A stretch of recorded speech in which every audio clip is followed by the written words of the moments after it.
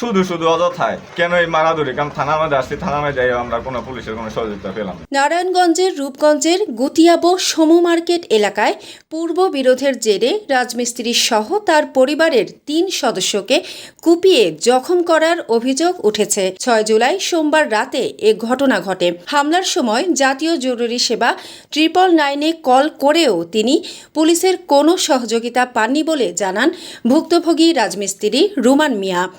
এমনকি লিখিত অভিযোগ দেওয়ার পরও পুলিশ ঘটনাস্থল পরিদর্শন করেনি বলে অভিযোগ করেছেন তিনি। বাড়ি করছি কামিজুদ্দিনের বাড়ির সাথে, তারা আঙ্গ বাড়ি ঘর করতে দেয় নাই, কারণ হ্যাগো জায়গা নাই, আমরাও জায়গা নাই, আমরাও বাড়ি করে থাকতেছি অনেকদিন যাবত, তারা লাগিয়ে রয়েছে। এখন ওই যে মাইয়ার সূত্র ধইরা আমার ছোট ভাইরে গিয়ে দি কামিজুদ্দিন কালার ধরে টানতেছে, টানার পরে চারিদিকে মানুষ হইয়া আমার ছোট ভাইরে বাজদা সাপ আলদা বাইরে যাচ্ছে। আমি সুডানের হক গিয়া আমার হাতে লাগছে, যেইখানে লাগছে 8-10 জন হেরা মানুষ মাথা আছে সাবালদা পারে, আমার ছোট বাইরে ধরে বালুর মেয়েদের নিয়ে পড়ানো সাবালদা বাইরে আইছি। আমরা একটা লোক নেই, আমরা খালি 2 জন। আমরা বাড়ি থেকে বারোয়া রোডের মাইতে দৌড় বেড়ে আইছি। আইয়া আমার ছোট ভাই ত্রিভুবন লাইনে ফোন দিছে, যাওয়ার পরে পুলিশও তখন এই টাইমে আয় নাই, মানুষ ছিল কিন্তু মানুষে কেউ ধরে নাই গিয়া। আমরা 300 ফুট রাস্তার মধ্যে আইসা বসছি ধরে, শুধু শুধু অযথায় কেন এই মারাধরি, কারণ থানার মধ্যে আসছি, থানার মধ্যে যাই আমরা কোনো পুলিশের কোনো সহযোগিতা পেলাম না। অভিযোগ সূত্রে জানা যায় গত 6 জুলাই রাত 8টার দিকে একদল সশস্ত্র ব্যক্তি তার বাড়িতে ঢুকে ধারালো অস্ত্র, রামদা, ছুরি ও লোহার শাবল দিয়ে হামলা চালায়।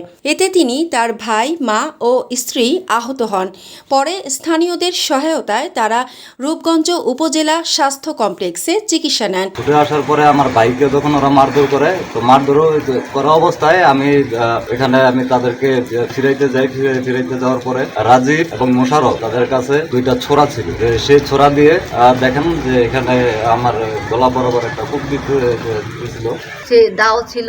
যখন আমার স্বামীর কুবাকুবি করতেছে, তখন আমি বাঁচানোর লোকে পারাপারি করতেছি, তখন আমার হাতে কূপ দিছে আর ফ্রিজে সাফাল দিয়া বাড়ি দিছে। গলায় একটা কূপ লাগছে, হাতে লাগছে, পায়ে লাগছে, মাজায় সাফালের বাড়ি লাগছে। যে 11টা বাজে যাবে, তোমরা এখন যাইয়া চিকিৎসা নাও, যে আমরা কালকে 11টা বাজে যাবো, কিন্তু এখন থেকেও যায় নাই। এ ঘটনায় রাজমিস্ত্রি রুমান মিয়া বাদী হয়ে একই এলাকার মোশাররফ, রাজীব, ফরহাদ, কামিজুদ্দিন কামি, সিয়াম, শেফালি, রানী, মমতাজকে আসামি করে রূপগঞ্জ থানায় অভিযোগ দায়ের করেন।